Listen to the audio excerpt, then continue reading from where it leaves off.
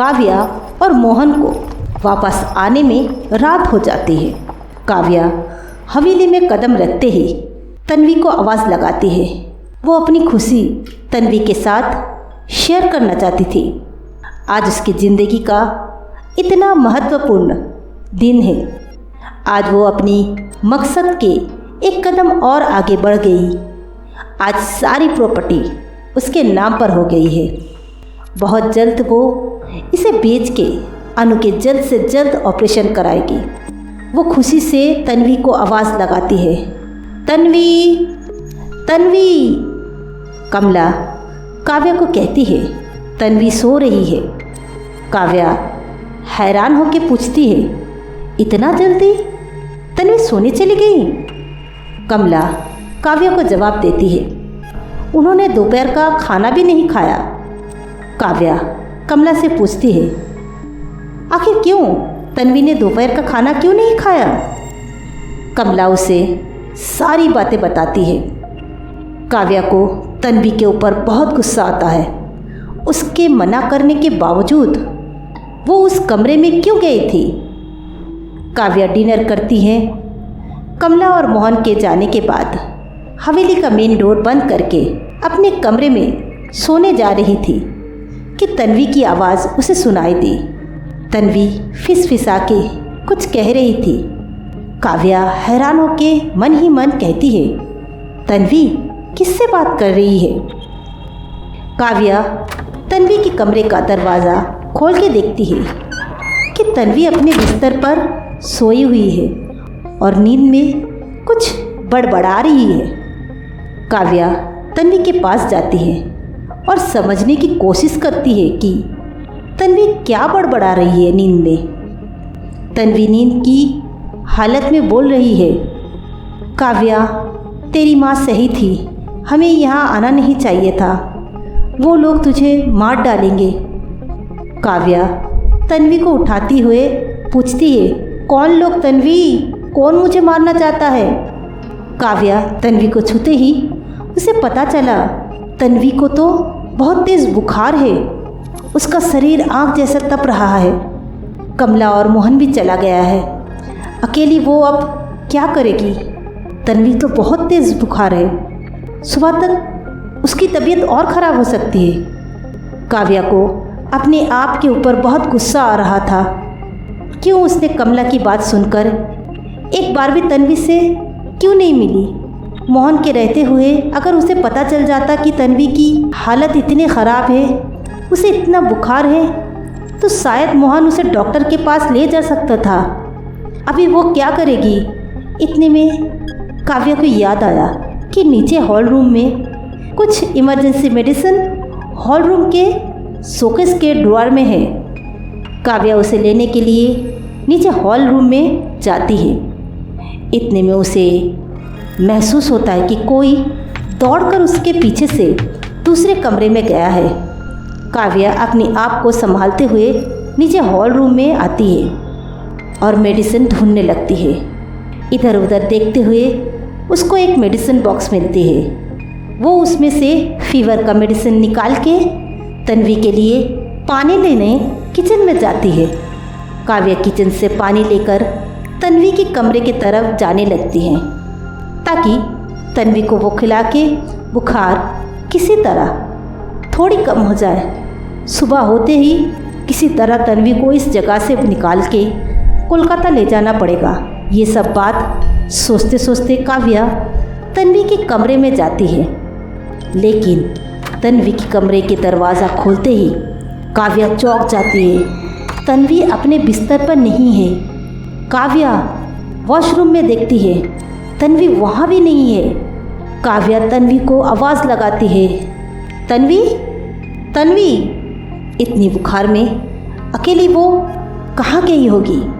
काव्या हवेली के हर एक कमरे में तन्वी को ढूंढने लगी। ढूंढते ढूंढते काव्या की नज़र स्टोर रूम के ऊपर पड़ी। स्टोर रूम की लाइट जल रही थी। काव्या अपने आप से पूछने लगी, क्या तन्वी फिर से स्टोर रूम में गई है? इतनी बुखार में वो उस रूम में क्या करने आई है? काव्या सोचते ही चौंक जाती है, क्या उस कमरे में तन्वी है या कोई और? काव्या सोचते सोचते ऊपर के स्टोर रूम में जाती है। काव्या कमरे का दरवाज़ा खोल के जैसे ही पैर कमरे के अंदर रखती है, उसकी बदन भारी हो जाती है, जैसे कोई उसके पीछे खड़ा होके है। काव्या तुरंत पीछे मुड़ती है, लेकिन कोई नहीं था उधर। ये शायद उसका वहम है।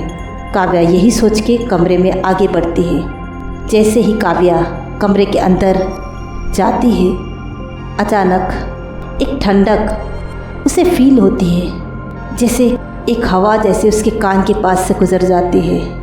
काव्या का बदन और भारी जैसा लगने लगता है। काव्या सोचती है ये उसका वहम है जो उसे डरा रहा है। काव्या अपने आप को मजबूत करती है और कहती है, नहीं, मुझे तन्वी को हर हाल में ढूंढना है। हो ना हो इसी कमरे में होनी चाहिए तन्वी। काव्या कमरे के अंदर और आगे बढ़ती है और बढ़ती है। अचानक कमरे का दरवाज़ा बंद हो जाता है। काव्या डर जाती है। काव्या दौड़ के दरवाजे के सामने जाती है और उसे खोलने की कोशिश करती है। बहुत कोशिश के बावजूद दरवाज़ा नहीं खुलता है।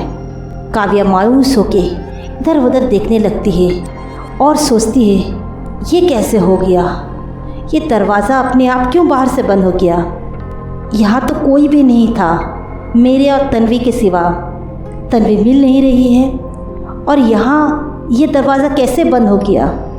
अब मैं क्या करूँ, मैं यहाँ से कैसे निकलूँ। और तन्वी इतनी बुखार में बेचारी कहाँ गई होगी। यही सब सोचते सोचते काव्या की नज़र उसके पापा की तस्वीर पर जाती है। काव्या अपने पापा की तस्वीर देखकर इमोशनल हो जाती है। पापा की तस्वीर को दीवार से उतार के सीने से लगाकर रोने लगती है। पापा, मैं हार गई। मैं किसी की ध्यान ठीक से नहीं रख पाती। मेरे वजह से सबका नुकसान ही होता है पापा। मेरी वजह से मोहन का जुबान चला गया। मुझे नहीं पता कैसे, लेकिन सब कहते हैं मेरे वजह से हुआ। माँ ऑफिस जाते वक्त अनु का ध्यान मुझे रखने को कहती थी और मैंने उसके सही से ध्यान नहीं रखा, तो वो अपार्टमेंट की सीढ़ी से गिर के ज़िंदगी भर के लिए अपाहिज बन गई। और अभी तन्वी, उसकी माँ ने मेरे भरोसे इस गांव में उसे भेजा और वो बुखार में है और कहीं मिल नहीं रही है और मैं इस रूम में बंद हो गई। मैं क्या करूं पापा, मुझे कुछ नहीं समझ में आ रहा, मैं क्या करूं पापा। काव्या पूरी तरह से टूट गई थी। वो अपने पापा की तस्वीर को सीने से लगा के रोए जा रही थी। इतने में उसके पापा की तस्वीर से वही संदूक की चाबी नीचे गिर गई। काव्या चाबी को उठाकर अच्छी तरह से देखने लगी। उसे बचपन की एक धुंधली सी यादें आने लगी। उसके दादाजी ऐसी ही एक चाबी से एक संदूक को लगाया करता था। वो आसपास उसी संदूक को ढूंढने लगी। आखिर इस चाबी को इतने हिफाजत से क्यों रखा गया है। काव्या कमरे में यहाँ वहाँ उसी संदूक को खोजने लगी। काव्या को कोने में वाइट शीट से ढकी कुछ दिखाई दिया।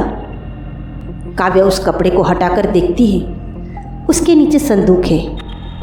काव्या झटपट से कपड़े को हटाती है और चाबी से संदूक को खोलती है। संदूक को खोलते ही काव्या डर जाती है। काव्या को उसके अंदर अपनी बचपन की फ्रॉक दिखी। वो उसे देखते ही डर जाती है। वो उसे डरते डरते निकालती है, जिसमें बहुत सारा खून लगा हुआ था। काव्या फ्रॉक को हटाकर उसके नीचे और देखने लगी तो उसे उसके दादाजी की डायरी मिली। काव्या सोचती है इस डायरी को इतनी हिफाजत से क्यों छुपाया गया है। ज़रूर इसमें कुछ ना कुछ खास होगा। काव्या के पास और कोई विकल्प नहीं है सिवाय इस डायरी को पढ़ना। काव्या डायरी को पढ़ना शुरू करती है।